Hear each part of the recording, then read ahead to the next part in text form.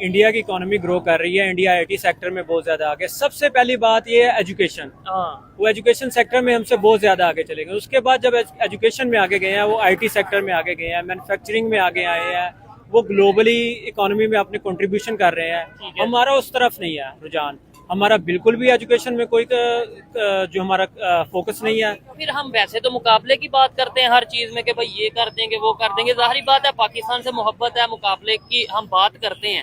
लेकिन अगर रियलिटी देखें तो क्या मुकाबला इकोनॉमी, क्या जैसे एजुकेशन की आपने बात की, टेक्नोलॉजी की बात की, made in Pakistan versus made in India की बात की, या किसी भी फील्ड की चलें बात कर लें, क्या मुकाबला भी हमारा बनता नजर आ रहा है? जी बिल्कुल भी कोई मुकाबला नहीं है आपका उनके साथ।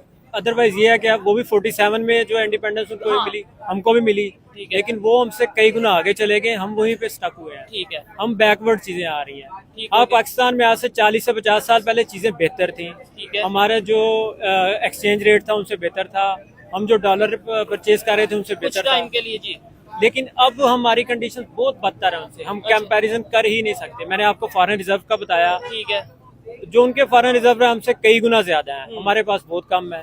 इस वजह से हम कंपैरिजन कर ही नहीं सकते। इसका एक लॉजिक जब हम अपने सीनियर से बात करते हैं कि यार क्या वजह इंडिया की इतनी तारीफें क्यों हो रही हैं, इंटरनेशनल लेवल पे इंडिया को अप्रिशिएट किया जा रहा है, उसको इतना मतलब यह है कि अहमियत दी जा रही है, तो वो कहते हैं यार वो आबादी बढ़ी है, मार्केट बढ़ी है, इस वजह से दुनिया की मजबूरी है कि उसके साथ रिलेशन बेहतर करे। आप क्या ये बात समझते हैं? वो आबादी बढ़ी है, इस वजह से दुनिया उनके साथ रिलेशन बेहतर करे। आबादी का कोई इसमें नहीं है। अगर ये देते चाइना जो जापान है, वो जापान हुआ था ना हिरोशिमा, उसके बाद अब उसने कुछ किया नहीं ना किया। अब इंडस्ट्री कितनी उसकी पावरफुल है, उन्होंने अपने सपोर्ट किया, वहाँ को बिजनेस अपना सपोर्ट किया, इंडस्ट्री ग्रो की है, एजुकेशन ग्रो की है। हम यहाँ से क्यों बाहर पढ़ने जाते हैं? अगर वो वही जो यहाँ पे सपोर्ट करे, गवर्नमेंट एजुकेशन सिस्टम अच्छा करे, तो क्यों हम जाए? हमें बताया जाता है, हम तो मीडिया पे आपने भी सुना होगा कि भाई इंडिया में वॉशरूम नहीं है, इंडिया में लोग जो फुटपाथ पे सोते हैं, झोंपड़पट्टियां तो उधर बेशुमार हैं, लेकिन अमेरिका कह रहा है कि भाई India is a rich country. वजह लग गया हम पाकिस्तान। ये कोई साजिश है? नहीं, मैं आपको बताता हूँ, तस्वीर के दो रुख होते हैं। हम पहली बात हमारा माइंड सेट इस तरह हमने किया होता है, हम दूसरी साइड देखते ही नहीं। अच्छा, ठीक है। अब जो आप कहते हैं रोड पे सोते हैं, मैं कहता हूँ सोते हैं, बहुत लोग सोते हैं, इतनी वहाँ पे होते हैं।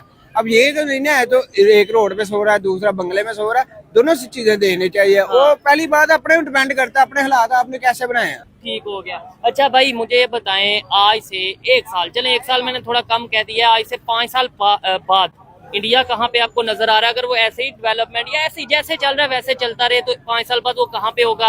और जैसे पाकिस्तान चल रहा है या पाकिस्तान की गवर्नमेंट चल रही है, ऐसे ही हम चलते रहे तो हम 5 साल बाद कहाँ होंगे?